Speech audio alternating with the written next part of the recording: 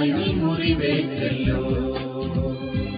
ക്രൂശിൽ പാപം വഹിച്ച യേശുവേ, എനിക്കായി നീ മുറിവേറ്റല്ലോ.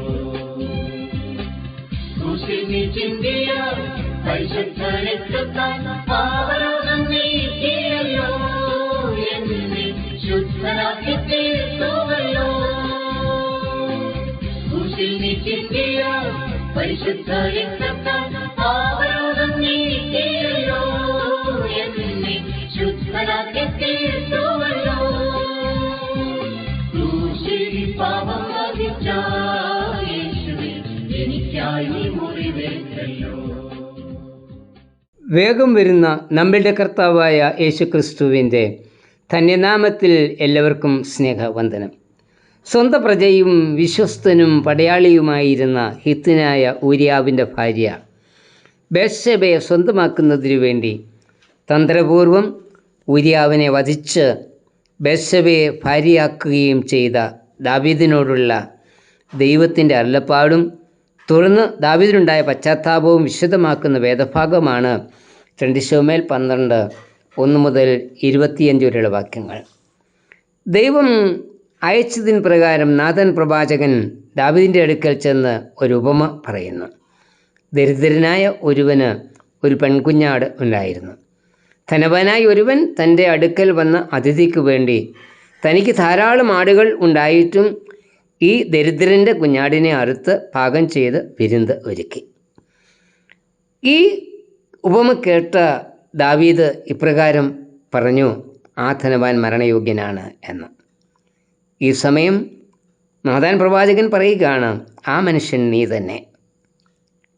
പ്രവാചകൻ ദാവീദിൻ്റെ പാപത്തെ ഈ വിധത്തിൽ ഓർപ്പിക്കുമ്പോൾ തൻ്റെ പാപത്തെ സമ്മതിച്ച് ദാവീദ് പറയുന്നു, ഞാൻ യഹോവയോട് പാപം ചെയ്തിരിക്കുന്നു. പാപം സമ്മതിച്ച ദാവീദിന് പാപക്ഷമ ലഭിക്കുന്നു. പാപം മനുഷ്യനിൽ വരുത്തുന്ന മാറ്റങ്ങളെക്കുറിച്ച് 51-ാം സങ്കീർത്തനത്തിൽ പറയുന്നുണ്ട്. 1. പാപം സന്തോഷം ഇല്ലാതാക്കുന്നു. പാപത്തിൻ്റെ ഫലമായി ദാവീദ് ദൈവത്തിൽ നിന്നും മനുഷ്യനിൽ നിന്നും അന്യപ്പെട്ടു. തൽഫലമായി ജീവിതത്തിൻ്റെ സന്തോഷം തന്നെ നഷ്ടപ്പെട്ടു. അനീതി പ്രവൃത്തികളിൽ കൂടി സന്തോഷം കണ്ടെത്തുവാനാണ് ഇന്ന് അനേകരും ശ്രമിക്കുന്നത്. അങ്ങനെ ലഭിക്കുന്ന സന്തോഷം താൽക്കാലികമാണ്. അനീതി പ്രവൃത്തികളിൽ കൂടി ലഭിക്കുന്ന സന്തോഷം അത് താൽക്കാലികമായിട്ട് ഉള്ളതും അത് നമ്മെ വീണ്ടും ദുഃഖത്തിലേക്ക് നയിക്കുന്നതും ആണ്. ലൂക്കോസ് 15 പറയുന്ന മുടിയൻപുത്രൻ്റെ ഉപമയിൽ അവൻ്റെ പാപപ്രവൃത്തികൾ മൂലം എല്ലാവരിൽ നിന്നും അകറ്റപ്പെടുകയും പാപപ്രവൃത്തികളിൽ കൂടി ലഭിച്ച സന്തോഷം നഷ്ടപ്പെടുകയും ചെയ്തു. എന്നാൽ തൻ്റെ പാപം ഏറ്റുപറഞ്ഞ് മടങ്ങി വന്നപ്പോൾ അവന് വേണ്ടി തടിപ്പിച്ച കാളക്കുട്ടിയെ അറുത്ത് വീടടക്കം സന്തോഷിക്കുന്ന അനുഭവം. പാപപ്രവൃത്തികൾ കുടുംബജീവിതത്തിലും സഭാജീവിതത്തിലും വ്യക്തിജീവിതത്തിലുമെല്ലാം സന്തോഷം നഷ്ടപ്പെടുത്തുന്നു. ഇവിടെ ദാവീദ് പ്രാർത്ഥിക്കുന്നത്, നിന്റെ രക്ഷയുടെ സന്തോഷം എനിക്ക് തിരികെ തരണമേ എന്ന 51-ാം സങ്കീർത്തനം 12-ാമത്തെ വാക്യം. പാപത്താൽ നഷ്ടപ്പെട്ട സന്തോഷം തിരികെ തരണമേ എന്ന് നമുക്കും പ്രാർത്ഥിക്കാം. 2. പാപം ഹൃദയ നിർമ്മലത അല്ലെങ്കിൽ വിശുദ്ധി നഷ്ടപ്പെടുത്തുന്നു. പാപം ദൈവത്തിൽ നിന്ന് നമ്മെ അകറ്റുകയും ദൈവിക സ്വഭാവവുമായ വിശുദ്ധി നമ്മിൽ നിന്ന് നഷ്ടപ്പെടുകയും ചെയ്യുന്നു. തന്മൂലം ദുഷ്ടപ്രവൃത്തികൾ ചെയ്യുവാനുള്ള പ്രേരണ നമ്മിൽ ഉണ്ടാകുന്നു. പാപചിന്ത ദാവീദിനെ ദൈവത്തിൽ നിന്ന് അകറ്റിയതിൻ്റെ ഫലമായിട്ടാണ് ദാവീദ് വ്യഭിചാരം ചെയ്യുന്നതും തുടർന്ന് ഊരിയാവിനെ കൊല്ലിക്കുന്നതും. ഹൃദയ നിർമ്മലത നഷ്ടപ്പെടുമ്പോൾ മനുഷ്യനിൽ ഹീനകൃത്യങ്ങൾ ചെയ്യുവാനുള്ള പ്രേരണ ഉണ്ടാകുന്നു എന്ന് ഇവിടെ നമ്മെ ഓർപ്പിക്കുന്നു. വിശുദ്ധി നഷ്ടപ്പെട്ട് ദാവീദ് പ്രാർത്ഥിക്കുന്നത്, ദൈവമേ, നിർമ്മലമായൊരു ഹൃദയം എന്നിൽ സൃഷ്ടിച്ച് സ്ഥിരമായൊരാത്മാവിനെ എന്നിൽ പുതുക്കണമേ. 51-ാം സങ്കീർത്തനം 10-ാം വാക്യം. പാപം നമ്മുടെ ഹൃദയത്തിൻ്റെ വിശുദ്ധി നഷ്ടപ്പെടുത്തിയിരിക്കുകയാണ്. അതുകൊണ്ട് ഈ പ്രഭാതത്തിൽ നമുക്കും പ്രാർത്ഥിക്കാം, ദൈവമേ, നിർമ്മലമായൊരു ഹൃദയം എനിക്ക് തരണമേ എന്ന്. 3. പാപം ദൈവസാന്നിധ്യം നഷ്ടപ്പെടുത്തുന്നു. ഇതുവരെയും ദൈവസാന്നിധ്യം അനുഭവിച്ചിരുന്ന ദാവീദിൽ നിന്ന് പാപത്തിൻ്റെ ഫലമായി ദൈവത്തിൻ്റെ സാന്നിധ്യം നഷ്ടപ്പെട്ടു.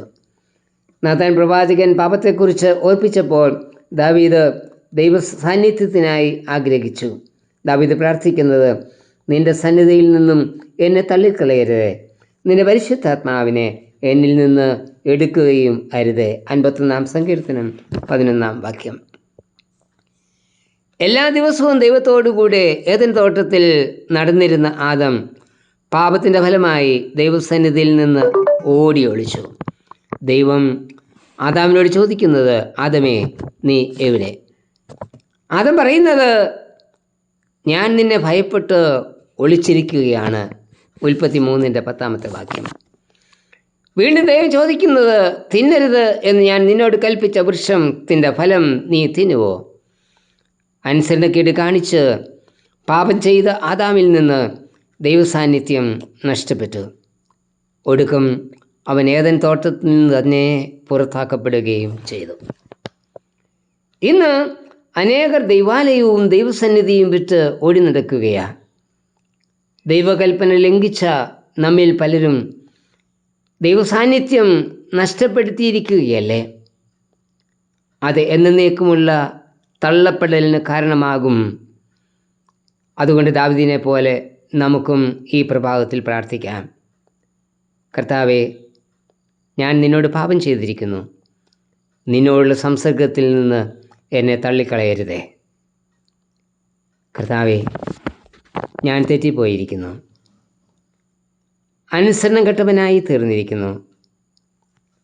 അരിഷ്ടഭാവിയായ എന്നോട് കരുണയുണ്ടാകണമേ. ആമേൻ.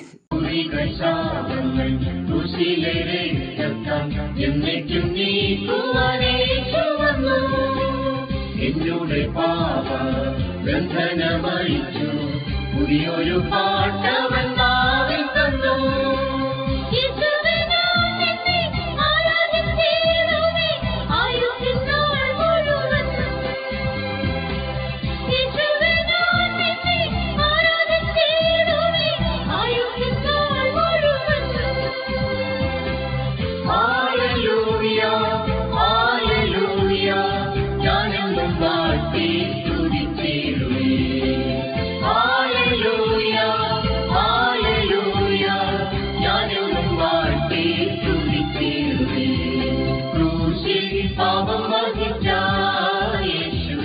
എനിക്കായി മുറിവേറ്റല്ലോ.